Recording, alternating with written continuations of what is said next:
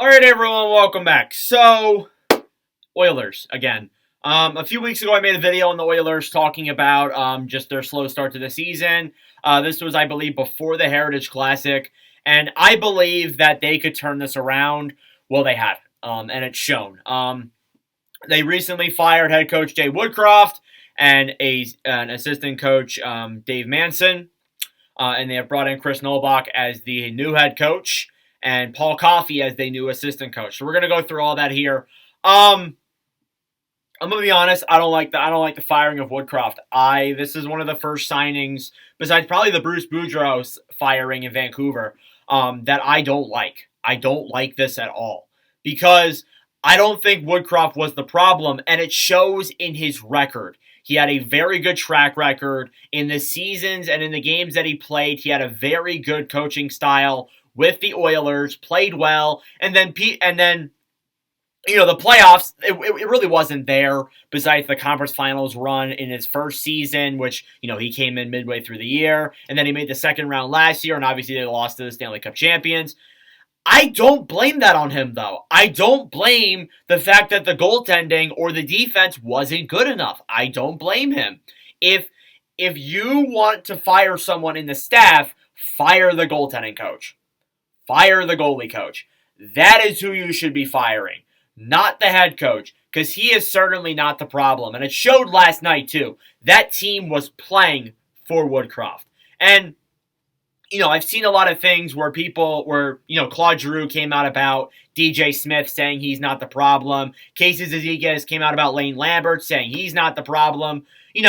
I'm sure that in that locker room, there are Oilers players that think and maybe even know that it's not Woodcroft's fault. And maybe if you want to blame anyone, maybe it's on the players. Maybe it's it's on the players for them not performing the way they're supposed to. But the goaltending, which I think is certainly their biggest problem, and the advanced analytics show it. The advanced analytics show that it's the clear-cut problem. And I know some people are against the advanced analytics, but it shows in those numbers that goaltending is the clear problem.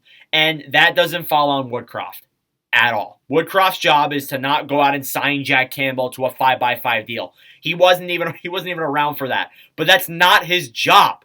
That isn't his job to go out and sign goalies and train goalies either. That's not his job. It's not. If you want to fire anyone in the coaching staff, you fire the goalie coach, but I don't even know if it's his fault. Maybe it's Holland, because Holland was the one that facilitated that Campbell signing back in July of 2021. Or 2022. Was it 2022? Yeah, 2022. And that was the sole fault. It's all Ken Holland. It's all Ken Holland. And, I saw something today on TikTok, and I know some of my fans, because I do have some fans who are, in the older range. They don't like the idea of TikTok. I understand that. But there was a clip that was posted from an Oilers interview where Ken Holland said, "Oh yeah, I talked to McDavid. I talked to the veterans on the roster. We made sure that we knew their thoughts on it before we made the decision of firing Woodcroft." And then the assistant GM just says, "Yeah, no, we didn't talk to any of the veterans. We didn't let any of the captains or anybody know about this decision. They're here to play hockey." That is ridiculous to me. Like, seriously? And you could probably look it up. You could probably look up Ken Holland press conference about what happened with Woodcroft. But are you serious? Like, that just shows that, between those two people, very important people in the organization, it shows the division between them all. Like, it shows the divide between everyone in Oilers management right now. And, I had time to think about this because I was at work when the firing happened. So I wasn't able to, make a video immediately, or else there would already be a video up right now. So it's given me a lot of time to think about this. I low-key don't think it was Holland that pulled this trigger either. I don't think Holland wanted to fire Woodcroft.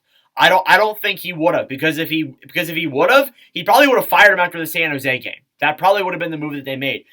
It doesn't make sense to me how they fire him off a win. Like, that is so that is so strange. It's just so weird to me. And if Holland wanted to fire him, and if I wanted to fire him, let's say I'm Ken Holland, let's say I'm signing goalies to $5 million deals. Let's say I'm the GM. I probably would have fired him after the San Jose Sharks loss if that was what I wanted to do. If I wanted to get rid of Woodcroft, if I didn't trust the way he was playing, I would have let him go. But I think Holland had faith in Woodcroft, and that's why he stayed around for another game. I think ownership pushed this. I think someone in the ownership, someone who's above Holland, went to him and said, this isn't working out. The coach isn't working out. You need to let him go. And maybe that's what happened, because it doesn't really make a whole lot of sense to me how they would fire him off a win. So yeah. And then when it comes, and that I just had a whole rant about the coaching staff. I didn't even get into the team yet. With the team, I think there are a few factors that do play with Holland. Nurse is overpaid, which, again, it isn't his fault that he's overpaid. You should blame Holland for it. Nurse isn't the one that made his contract. No, it was Holland that made the contract. Or, the Jack Campbell deal. You should go to the general manager. That's the general manager's fault. So, yeah. Kane, Nugent Hopkins, they make the same amount of money, basically. They have the same numbers, too. You want a little more offense out of both of those guys. McDavid, definitely, I don't think he's fully healthy. I don't understand why either, how he would. I mean, I get you wanted to come to the Winter Classic. It's a good PR move, but I thought he would just get out of the lineup after that. He doesn't seem 100%, and I think it's really hurting the Oilers. It's really hurting not just McDavid, but the Oilers, too. It is really affecting them, because if McDavid was 100%, I think they'd have at least more than 3 wins. Like, I can literally tell you they're 3 wins right now. Like, they beat Calgary in the Heritage Classic, they blew out Nashville, and they beat Seattle. Those are the 3 wins the Oilers have. So yeah, let me know your thoughts down below. It's probably the longest video talking about a coaching hiring literally ever on the history of this channel. But yeah, thank you all for watching. It's crazy to think how I've just made so many videos on the Oilers talking about them. I remember making videos on the Dave Tippett firing, saying I need to fire Tippett. I've made videos probably talking about firing Ken Holland too. It just seems like every single time there's these talks with the Oilers that I just get myself into. And to wrap this up, honestly, if I'm McDavid and I'm Draisaitl, I'm not saying I would leave, but I'm thinking about it. Because we are in year 9 and year 10 of them playing the way they are. I would want to leave by now. I would think to myself, we've had multiple coaches. They've also had multiple general managers during that time too.